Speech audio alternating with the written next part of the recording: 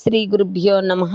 మద్గురుదేవులు చినరామచంద్రయార్ల వారి పాదపద్మములకు నమస్కరించుకుంటూ, శ్రీ సత్యానంద సత్యమయ్యార్ల వారికి నమస్కరించుకొని, శ్రీమద్ భాగవత కృష్ణదేశకేంద్రుల వారు రచింపబడిన శక్తి ద్వయ నిరాశకంబైన శుద్ధ నిర్గుణ తత్వ కందార్థ దరువుల నుండి 10వ అధ్యాయము బోధ దృఢీకరణము నుండి 4వ కందార్థము క్రమ సంఖ్య 191. పరిపూర్ణ మెరుకలివియని గురువరుడెరిగించి ఎరుక కూటమి మాన్పన్. గురువుకు గురువెవరనుటకు మరి శిష్యునికింక నోట మాట వెళ్ళినా. పోయినా ఎరుక మళ్ళీ మళ్ళీనా. గురు శిష్యులని ఏటి గురు తెన్నాడెరుగాక. నిరతాము యొక్క రీతి నిలసున్న బయలందు మాట వెళ్ళినా. పోయినా ఎరుక మళ్ళీ మళ్ళీనా. శ్రీ గురుభ్యో నమః. ఆత్మానాత్మరకితం అచల పూర్ణోపదేశికం శ్రీ నిశ్చలానంద నారాయణ గురోర్శిష్యం శ్రీశైల వంశాంబుధిరేవ జాతం శ్రీ పరమానంద శంకరేంద్రం గురుం భజామి. మద్గురుదేవులు శ్రీ శ్రీ పరమానంద శంకర నారాయణ స్వామి వారి పాదపద్మములకు నమస్కరించుకుంటూ, శ్రీమద్ భాగవత కృష్ణదేశికేంద్ర ప్రభువులచే విరచితంబైన శక్తిద్వయ నిరాశకంబైన శుద్ధ నిర్గుణ తత్వ కందార్థ దరువులు 10వ అధ్యాయము బోధ దృఢీకరణ నుండి ఈరోజు మనము 4వ కందార్థాన్ని విచారించుకుంటున్నాము. అనగా క్రమ సంఖ్య 191. క్రిందటి కందార్థములో పరిపూర్ణము ఎరుకను నేనెరిగించితి, నీవు రెంటిని ఎరిగితివి కదా. ఎరుకను గురుదక్షిణగా మరి వేగురమివు వట్టి మాటలేమిటికి అంటూ మనము పరిపూర్ణ పరబ్రహ్మమును ఎరుకను రెండింటిని నేను నీకు తెలియపరిచితిని, నీవు రెంటిని చక్కగా తెలుసుకున్నావు కదా. ఇక అయితే ఎరుకను గురుదక్షిణగా వెంటనే ఇమ్ము, వట్టి మాటలు వద్దు. ఆ తర్వాత ఎరుకతో కూడిక వద్దు. అంటే ఇతరమని, నేనని, జగత్తని, ఆత్మ అనే భావము లేకుండగా ఎల్లప్పుడూ ఒక్క రీతిగాని సంకల్పము లేకుండగా ఉండుము, ఎరుకతో పొందు విడిచిపెట్టుము అంటూ మనము క్రిందటి కందార్థములో విచారించుకున్నాము. ఇక తదుపరి కందార్థము 10వ అధ్యాయములో బోధ దృఢీకరణ 4వ కందార్థము, అంటే క్రమ సంఖ్య 191.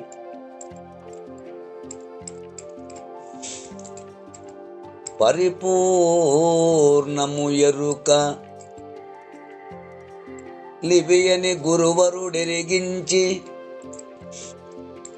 ఎరుక కూటమి మాన్పున్. గురువుకు గురువెవరనుటకు మరి శిష్యునికింక నోట మాట వెళ్ళినా. పోయినా ఎరుక మళ్ళీ మళ్ళీనా. గురు శిష్యులని ఏటే గురు తెన్నాడెరుగాక. నిరతాము యొక్క రీతి నిలచున్న భయలందు మాట వెళ్ళినా. పోయినా ఎరుక మళ్ళీ మళ్ళీనా. శిష్యా, అయ్యా, పరిపూర్ణము స్వతఃసిద్ధమైన వస్తువు. పరిపూర్ణము స్వతసిద్ధమైన వస్తువు.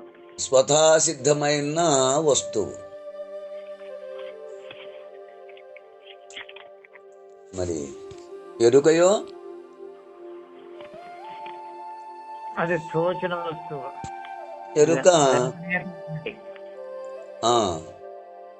సమస్త సృష్టికి అత్యంత మూలాధారము బ్రహ్మము.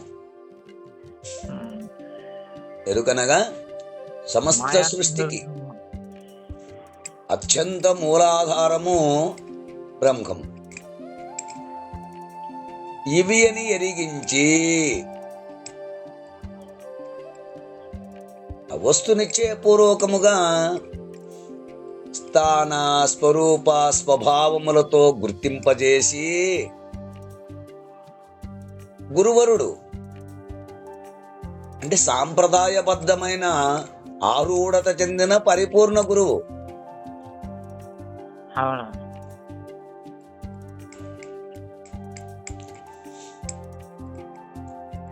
అంటే గురుమూర్తి పరిపూర్ణము ఎరుక ఇది అని వస్తునిశ్చయముగా తెలియపరిచి ఎరుక కూటమి మాన్పున్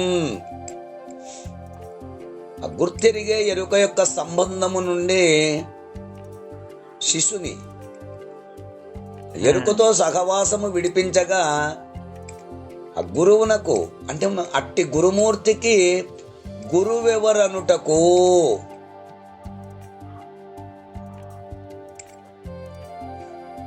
ఈ క్రమంగా ఆ బోధపరచబడిన గురువుకు మరి అట్టి స్థితిని పొందిన తర్వాత మళ్ళీ శిశునికి ఇంకా అదృఢపరుచుకున్న శిశునికి నోట మాట వెళ్ళినా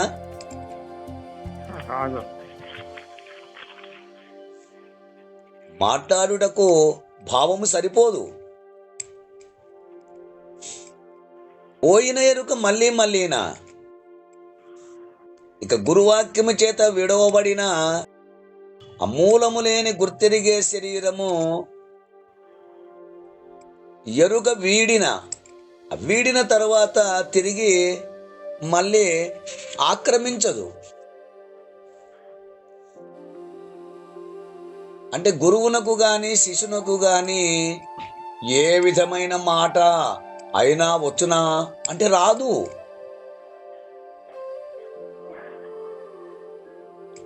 గురువునకు గాని శిశునకు గాని ఏ విధమైన మాట అయినా వచ్చునా అంటే రాదు. ఎందుచేతననగా పోయిన ఎరుక తిరిగి రాదు కదా.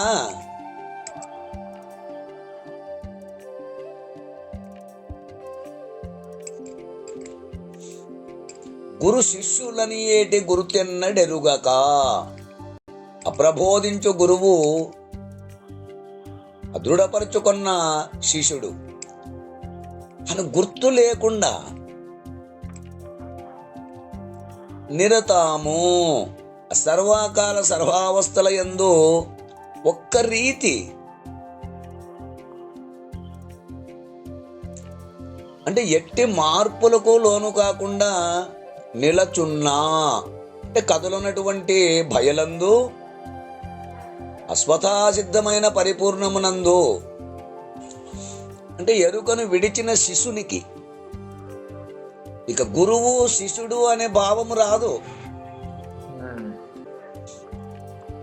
అంటే ఇది జ్ఞానము ఇది అజ్ఞానము అనే ద్వంద్వము లేని వాడై ఉండును.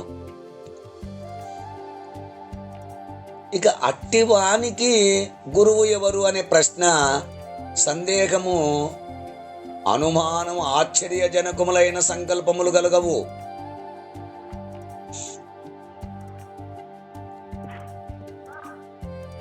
ఎందుకంటే గురు కరుణచే ఎరుకపోయినచో లేనిది లేకపోయినది అని భావము. ఇక తిరిగి ఎట్లు వచ్చును పోయిన తర్వాత.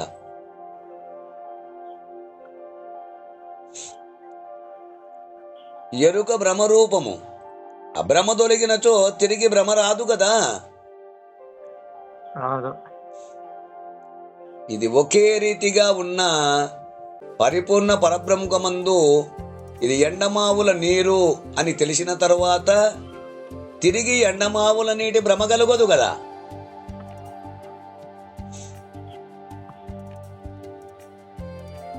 కనుక పోయిన ఎరుక తిరిగి పుట్టదు, ఇది నిశ్చయము.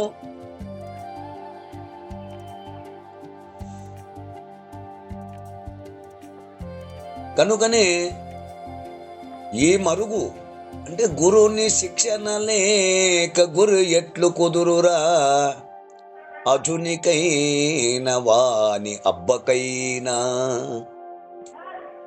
తాళపు చెవి లేక తలుపెట్లు ఊడురా, విశ్వదాభిరామ వినురవేమా. ఆ గురువు యొద్ద శిక్షణ లేనిచో లక్ష్య సిద్ధిని ఎట్లు పొందగలడు? పొందలేం. బ్రహ్మగై అయినను సరే, వాడి అబ్బకైనను సరే గురువు ఉండవలెను. తాళము చెవులు లేకుండా తలుపులు తెరుచుకోవు కదా. ఆ విధంగా గురువు తాళం చెవి వంటి వాడు. గురువు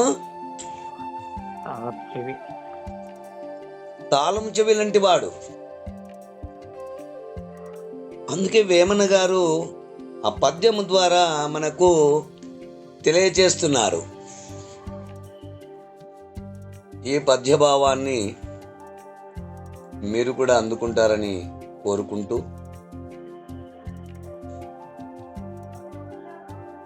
ఇంకా ఈ కందార్థమును తమ తమ గురువుల ద్వారా విచారించి తెలుసుకుంటారని కోరుకుంటూ, జై గురుదేవ. జై గురుదేవ. జై గురుదేవ. జై గురుదేవ.